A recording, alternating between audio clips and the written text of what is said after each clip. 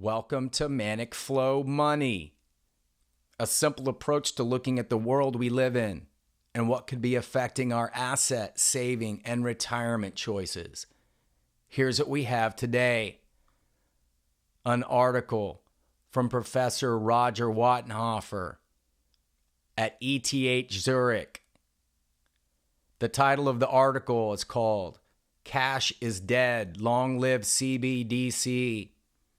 He is convinced that the digital currency, CBDC, will completely replace cash rather sooner than later, as a new electronic payment method offers many advantages. They asked a number of leading Swiss retailers whether consumers had changed their payment habits as a result of COVID-19. It turns out that a majority of people tended to use cash before the pandemic, but cash payments have been the minority since.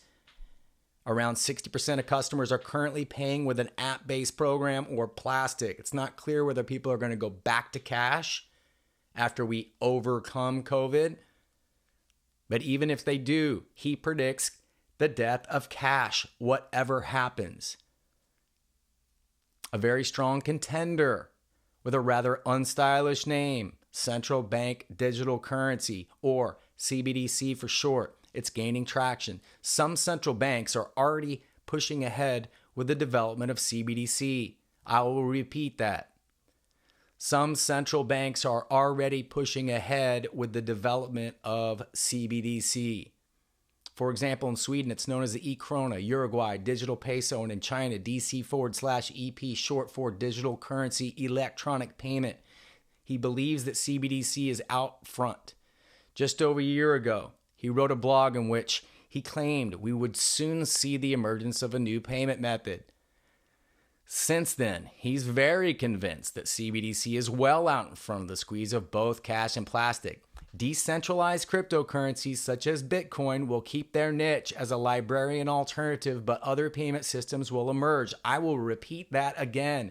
Decentralized cryptocurrencies such as Bitcoin will keep their niche as a librarian alternative, but other payment systems will merge with CBDC.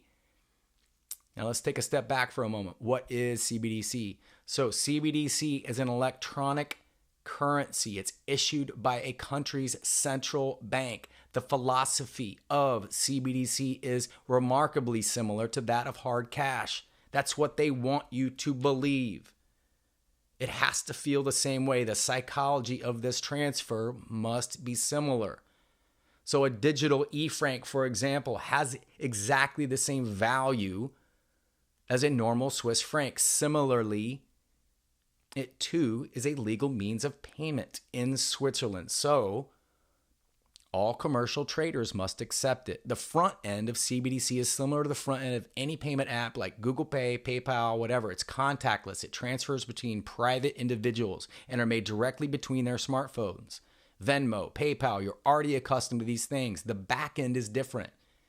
CBD's back end, on the other hand, is more like the back end of cryptocurrencies. Transactions are going to carry a digital signature, but there's no need for a blockchain or mining. This is huge difference. The digital e-francs are issued by the Swiss National Bank in exchange for cash. For example, all transactions are going to be verified by a small group of computers or directly in a payment network. So goodbye to negative interest rates and other disadvantages. So he's compiled this list of long drawbacks, a long list that are associated with conventional payment systems, right? And then he's super surprised to find that the CBDC implementation is able to actually convert virtually all the disadvantages from his list into advantages. It's better than all the existing payment systems combined. And I quote, unlike cash, CBDC production costs are virtually nil, and transactions across the counter are very quick. Online payments are error-free, end quote. Unlike payment apps, individual privacy is protected and can only be lifted through the court order. There's no need to place trust in the service provider. An e-franc does not disappear if a bank or a payment provider goes bust. The central bank guarantees the transactions. are completely cost-free and will remain so. Saving lots of E-francs will be completely cost-free as well. So goodbye to negative interest rates. Other than cash, the CBDC production costs are virtually nil, like I said. But what happens if there's a power failure? So there's a lot of talk about digital crashing if there's a power failure. The technically challenging point is, how is money going to be transferred in an emergency? In a unique situation, transactions to still be accepted. The bona fide handling of the transactions in emergency situations would potentially enable fraudsters. So how could you manage these frauds attempts? Well, the books would then be balanced again as soon as the electricity comes back on. The fraudster could be prosecuted, as already happens in the case of today with money forgers.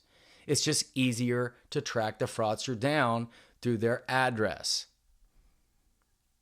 Transactions can be traced, and this brings us back to privacy. So cash can be transferred in a completely anonymous way, right? You can go buy something give somebody cash, and that was your barter, and you have it, you own it. It's not traceable. In the case of CBDC, there is a data trail. However, this is encrypted and furthermore only exists between the parties involved in the transaction. That's why it's called private parties. The state authorities do not see normal transactions, but at the most, they can see a total transaction sum. He believes they should consider to investigate these particular transactions, and that they're able to track a suspect's identity and the association of transactions. Lawmakers are going to have to look into this.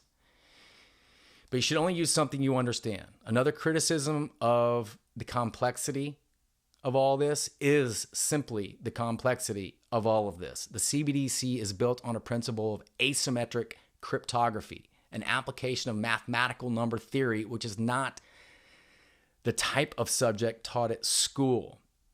A certain amount of trust, therefore, is needed in this type of technology, only understood by experts. But let's be honest, nowadays we trust a lot of technology that we don't really comprehend, even asymmetric cryptography itself.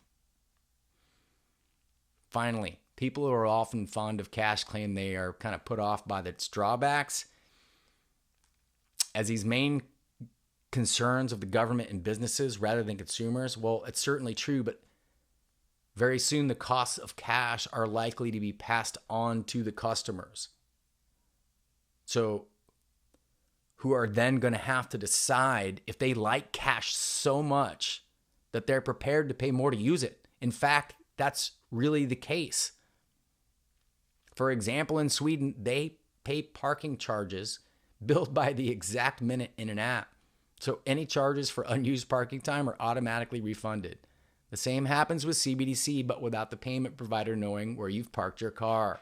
Ha, ha, ha. Every day is a school day. And I hope that sharing this content will help. If you've made it this far, please smash the red subscribe button at the bottom and like this video. One love, y'all.